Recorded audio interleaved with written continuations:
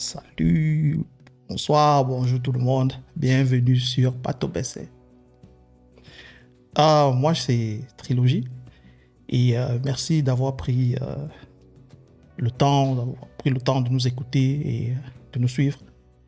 Aujourd'hui, on va parler des 4 principes logiques. Donc, je vais un peu entrer dans la genèse et après, on va découvrir ensemble qu'est-ce que c'est que les 4 principes logiques de l'Antiquité. Bon, les 4 principes logiques. Bon, la genèse, c'est... Bon, déjà, ça, c'est un nouveau concept que nous, on est en train de vouloir implémenter sur la chaîne Pato BC. Et la genèse, c'est la chose suivante. Je suis depuis plus d'un an sur TikTok. Et depuis 6 mois activement, je participe aux débats. Les débats, les lives sur TikTok, quoi. Et j'ai découvert un certain nombre de débatteurs. Donc, j'apprends tous les jours et je les regardais débattre. Il y avait ceux qui prenaient appui plus sur les émotions, ceux qui n'étaient pas factuels du tout, dont les gens qui font des millefeuilles argumentatifs, ceux qui étaient dans on appelle ça comment, de la dissonance cognitive, et ceux qui étaient dans la manipulation, et aussi ceux qui étaient plus structurés, plus dans la rationalité, plus dans la logique. Et ça, c'est ceux qui m'intéressaient le plus. Parce qu'après, on va arriver dans les prochains épisodes, on va parler par exemple de l'art d'avoir raison. Ça, c'est Schopenhauer. Mais on va y arriver. Et donc, il y a ces personnes-là qui utilisaient des concepts philosophiques, mathématiques, de logique. Je me demandais, mais comment ils font? Mais qu'est-ce que c'est que ces principes-là? Et je me suis mis en route, j'ai cherché. Et de fil en aiguille, je suis tombé sur cette définition-là, les 4 principes logiques de l'Antiquité. Je me suis dit, c'est quoi ça? Et ensemble, donc, on va essayer ensemble. Parce que moi-même, je ne les maîtrise pas encore. Vous voyez, je ne les maîtrise pas encore. Et j'essaye là maintenant de m'approprier ces définitions-là. On va regarder ensemble, itérativement, interactivement, ces principes-là. C'est tout simple. On va sur Google, non? Bon, j'utilise DuckDuckGo, mais bon, c'est la même chose. On va sur Google, on tape les 4 principes de logique. On va voir un peu ce que ça va donner. Voilà, bon. On a déjà un premier principe d'identité. Voilà, on y va. Ça, c'est Wikipédia. Bon, c'est écrit là, les principes d'identité. Bon, qu'est-ce qu'on lit? Bon, ici, on a le principe logique d'identité, le premier des 4 principes. Ah, très fort, comme on le dit en allemand. On va trouver. Eureka. On a le principe d'identité, le premier principe. Le principe de non-contradiction. Le principe du tiers exclu et le principe des raisons suffisantes. Bon, ce qu'on va faire, c'est qu'on va déjà les prendre, on va les ouvrir dans les fenêtres annexes et on regardera de tour à tour, quoi. Qu'est-ce que le principe d'identité? Bon, c'est ici défini, je veux dire, c'est assez clair. Le principe d'identité affirme qu'une chose considérée sous un même rapport est identique à elle-même. On l'exprime sous la forme ce qui est, A et A, et ce qui n'est pas, n'est pas. Il y a cohérence des lettres. La réalité a une certaine immuabilité. L'arbre reste arbre. Il y a cohérence de la connaissance ou du langage. C'est très intéressant. Il y a cohérence de la connaissance ou du langage. Toute désignation doit conserver une permanence. Le mot arbre doit désigner l'arbre. Qu'est-ce que je comprends par là? Je comprends par là que... le principe d'identité est un principe, en fait, où on te demande de définir les choses et de ne pas les confondre. Ça, c'est ce que j'écoute. Par exemple, si je peux prendre un exemple basique, un chat est un chat, même s'il se prend pour un roi. Donc, ça, c'est le principe d'identité. Comment on va un peu réfléchir un peu plus loin. Comment est-ce qu'on peut avoir ça dans un cas de débat? Comment le détecter, un principe d'identité? Et aussi peut-être comment l'utiliser, quoi. Par exemple, quand tu as un débat, quelqu'un qui te parle de la colonisation et il te dit que la colonisation c'est l'esclavage, je veux dire, ça c'est des raccourcis que certaines personnes prennent, quoi. Mais ça viole carrément, je pense, le principe d'identité. Ça, c'est ma compréhension de la chose. Donc ça veut dire, lorsque tu es dans un débat, quelqu'un te sort ce genre de choses, directement ça doit matcher dans ta tête que mais c'est pas tout à fait logique. Et peut-être maintenant apporter des arguments comme par exemple, bon, comme c'est écrit ici A et A, tu dis que non, mais la colonisation, c'est ça. Et l'esclavage, c'est ça. Même si on est dans un débat, bon, je vais dire, si on est entre subsahariens, bon, d'accord, on peut prendre ce genre de raccourci et ça plaît à tout le monde, mais si on veut rester objectif, je pense que la meilleure chose à faire, c'est peut-être déjà dans un débat de pouvoir vraiment dissocier ce genre de choses-là. Donc, cette immuabilité des expressions, la réalité a une certaine immuabilité. Donc, c'est tout. Non, c'est un bon principe. Je pense que c'est intéressant, Le principe d'identité, c'est intéressant. Je pense qu'on a fait le tour. Bon, voilà, on dit le principe d'identité se trouve de façon implicite chez Parménide, 450 avant Jésus-Christ. C'est qui Parménide, là, celui-là? Parménide d'Élée est un philosophe grec présocratique, pythagoricien puis éléate, né à Élée à la fin du 6e siècle avant Jésus-Christ. Bon, on sait bien évidemment que les connaissances grecques de l'époque grecque antique découlaient très souvent des pensées de l'Égypte antique. Mais bon, c'est une parenthèse. Donc voilà, c'est assez intéressant comme principe. Je pense que je l'ai compris, j'espère que vous aussi. Et on va passer au prochain principe, le principe de non-contradiction. Le principe de non-contradiction est la loi qui interdit d'affirmer et nier à la fois le même terme ou la même proposition. Le même terme, la même proposition, ok. Aristote, aussi un grec, ne nomme pas le principe de non-contradiction, mais le définit ainsi dans Métaphysique. Ça, c'est un livre, Métaphysique, je pense que c'est ici, là. Métaphysique, Aristote, Métaphysique, livre Gamma, chapitre 3. Bon, il y a la référence. Pour ceux qui lisent le grec, bonne chance. Donc, il est impossible qu'un même attribut appartienne et n'appartienne pas en même temps et sous le même rapport à une même chose. Un peu compliqué, là. C'est... Faut bouger les ménages, là. Assurément, une chose peut être blanche aujourd'hui ou d'une autre couleur demain.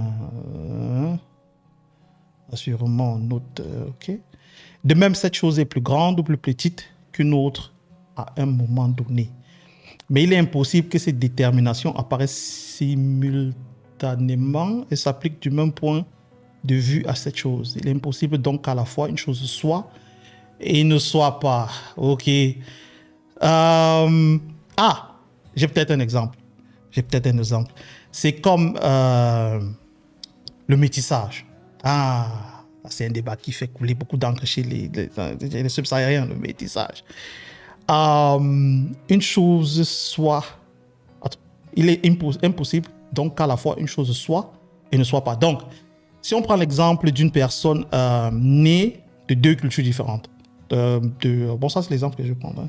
Il est né d'un parent subsaharien et d'un parent européen, on va dire blanc, ok, subsaharien noir et un parent européen blanc.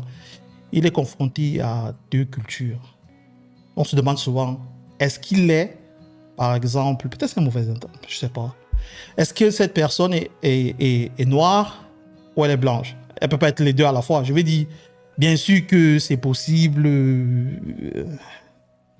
de par la couleur de peau, peut-être, mais dans sa personnalité, il ne peut pas être blanc et noir en même temps. Je ne sais pas si vous comprenez le principe. Bon, c'est un mauvais exemple, peut-être. Qu'est-ce qu'on peut... Voilà, il y a des exemples en bas. La contradiction est une relation existant entre deux termes ou deux propositions dont l'un affirme ce que l'autre nie. Exemple, les deux phrases « tous les hommes sont barbus » et « quelques hommes ne sont pas barbus » sont contradictoires. Tous les hommes sont barbus et quelques hommes ne sont pas barbus. Ok, je comprends. Ça peut être dans un débat lorsque certaines personnes font des amalgames. Ok, je vois. Les amalgames, c'est généralisé. Donc, de la généralisation, il dit que bon, ouais, tous les noirs sont des bandits. Mais est-ce que tous les noirs sont des bandits? Moi, je ne suis pas bandit. Ok, quelques hommes, c'est contradictoire. Donc, ça ne peut pas être quelque chose. En tout cas, tous les hommes ne peuvent pas être bandits et quelques hommes ne sont pas bandits. Tous les hommes sont bandits. quelques hommes ne sont pas bandits. Tous les hommes noirs sont bandits et quelques hommes noirs ne sont pas bandits.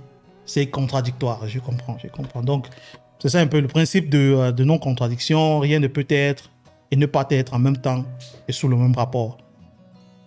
Ouais, ça fait sens. Je veux dire, ce sont des généralisations. Quand quelqu'un dans un débat généralise, je pense que c'est déjà... Il blesse déjà le principe de non-contradiction. Intéressant, on peut l'utiliser, je pense. On va passer à la prochaine. Prochain thème, c'est le principe du tiers exclu. Alors, le principe du tiers exclu. En logique formelle, le principe du tiers exclu, blablabla, ou simplement le tiers exclu, énonce qu'ou bien une proposition est vraie, ou bien sa négation est vraie. Ou bien quelque chose est vrai, ou bien sa négation est vraie. Vous comprenez? Par exemple, Socrate. Ah, ok. Ça, c'est, je lis un peu les références. Dans sa métaphysique, Aristote introduit le principe. Ok, ça vient d'Aristote. Aristote, c'est, je pense que tout le monde le connaît. Né en 384 et mort en 322 avant Jésus-Christ. Philosophe et polymathe grec de l'Antiquité. Grec, Égypte, antique. Ouais. Bon, donc, énonce qu'une proposition, ou bien une proposition est vraie, ou bien sa négation est vraie. Par exemple, Socrate est vivant ou mort, parce que mort, c'est la négation du vivant. Donc, il n'y a pas de cas intermédiaire entre ces deux états de Socrate. C'est pourquoi on parle du tiers exclu. Quand on parle de mathématiques, le tiers, c'est 1 sur 3. Donc, il y a 2 tiers qui sont enlevés. Okay? Si l'état de vivant, c'est un premier tiers, l'état de mort, c'est un deuxième tiers, il ne peut avoir un tiers. Celui-là, il doit être exclu. Donc, tiers exclu.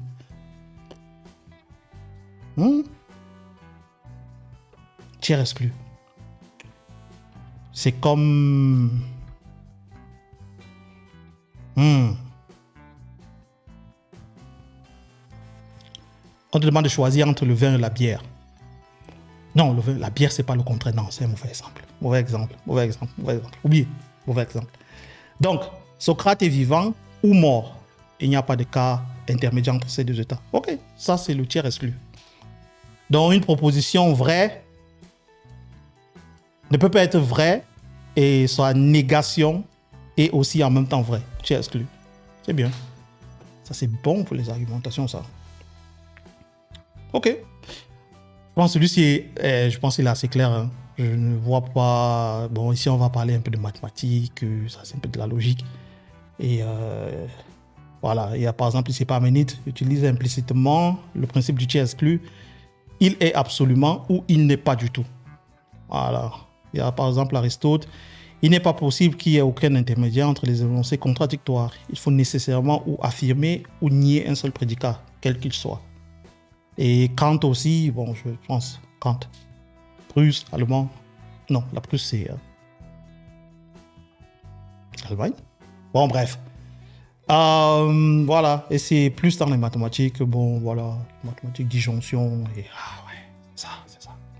Mais on peut l'utiliser dans les argumentaires, dans les débats. On va passer au prochain principe, celui de la raison suffisante. Bon. Principe de raison suffisante. Le principe de raison suffisante est un principe philosophique ou axiome. Un axiome est une proposition non démontrée, utilisée comme fondement d'un raisonnement ou d'une théorie mathématique. Un axiome, contrairement à une hypothèse, si je ne me trompe pas bien, si j'ai encore mes cours, n'a pas besoin d'être démontré. C'est bien. Donc, le principe de raison suffisante est un principe philosophique. Point. Dans sa formulation originelle par Leibniz qui c'est Gottfried Wilhelm Leibniz, né à Leipzig le 1er juillet et mort à Hanovre le 14 novembre 1716. C'est un philosophe, scientifique, mathématicien, blablabla. Ouais.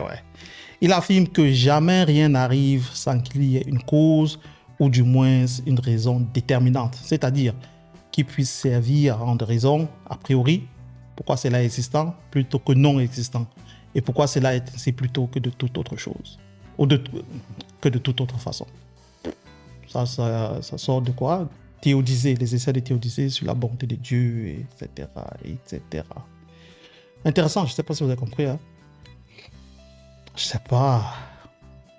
Jamais rien n'arrive sans qu'il y ait une cause, ou du moins une raison déterminante. Ça me rappelle un principe biologique. C'est la génération spontanée. Non. La génération spontanée. Attends. Génération spontanée. Alors, voici. Génération spontanée. Qu'est-ce que ça nous dit, la génération spontanée? Aristote. La génération spontanée est une notion aristotélicienne. Aussi un autre grec, là, de l'Antiquité. Tomber en désuétude. Ah, ça, c'est intéressant. Tomber en désuétude. Supposant l'apparition sans ascendant d'être vivant à partir de la matière inanimée. Cette notion est apparentée au concept moderne d'abiogenèse. Donc, la génération spontanée, je pense que c'est effectivement le contraire de raison suffisante, si je ne me trompe pas. Et ça remplit le principe du tiers exclu. Quelque chose ne peut pas être vrai et son contraire aussi. C'est pour ça peut-être qu'il est tombé en désuétude. Socrate est vivant ou mort. Il n'y a pas de... Donc, soit il y a des causes. Non? Jamais rien n'arrive sans qu'il y ait des causes. Donc, soit il y a des causes lorsque quelque chose arrive, ou bien, puisque la génération spontanée dit, il n'y a pas d'ascendant, c'est-à-dire il n'y a pas de cause. Et comme c'est tombé en désuétude, je me dis que bon, voilà, c'est désuet. Donc, le principe des raisons suffisantes, on peut l'apprendre comme valide. Je te veux dire, c'est un axiome. On n'a pas besoin de démontrer. Je pense que j'ai compris. Principe de raison suffisante, tout ce qui est a une raison d'être. Rien ne se passe sans raison. Rien ne se passe sans raison. Pas besoin de démontrer. C'est ça le principe de raison suffisante. Intéressant. Tu peux le reconnaître comment dans un débat, ça. Dans un débat, tu as... Qu'est-ce qu'on peut demander dans un débat? Dans un débat, il y a des gens qui peuvent te dire que, bon, voilà, l'immigration... je parle du point de vue d'un Français, par exemple. Il te dit l'immigration, ouais, il n'y a pas de cause, c'est juste des gens qui sont en train de venir, etc. Et pourtant, il y a bien une cause à cela. C'est-à-dire, si on remonte 600 ans, 500, 1500 ans, et qu'on regarde comment les choses se sont déroulées, de fil en aiguille, il y a des causes. Ce n'est pas une génération spontanée, justement. Ouais, ça peut être intéressant dans un débat, ça, de pouvoir déconstruire certaines choses. Ouais, c'est cool. Le principe de raison suffisante. Une action. Jamais rien n'arrive sans qu'il y ait de cause. C'est tout. C'est bien. Bon, voilà, ce sont les trois principes-là. Je pense que j'ai compris aussi. J'ai compris. En expliquant, en parlant de ça, je crois avoir compris le principe d'identité, de non-contradiction, du tiers exclu et de raison suffisante. Je pense que nous sommes prêts. Nous sommes prêts pour aller dans des nouveaux débats et les mettre en pratique, ces notions que nous venons d'apprendre, quoi. Bon, voilà, c'est la petite conversation avec Trilogie aujourd'hui. Nous avons parlé des 4 principes de logique. Et je vous remercie d'avoir pris de votre temps pour m'écouter et ensemble découvrir ces principes-là.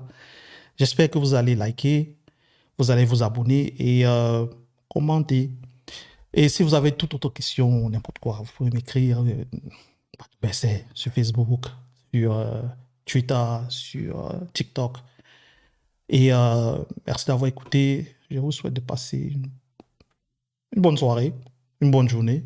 Et on se prend à la prochaine. Merci beaucoup. Et batte baisse.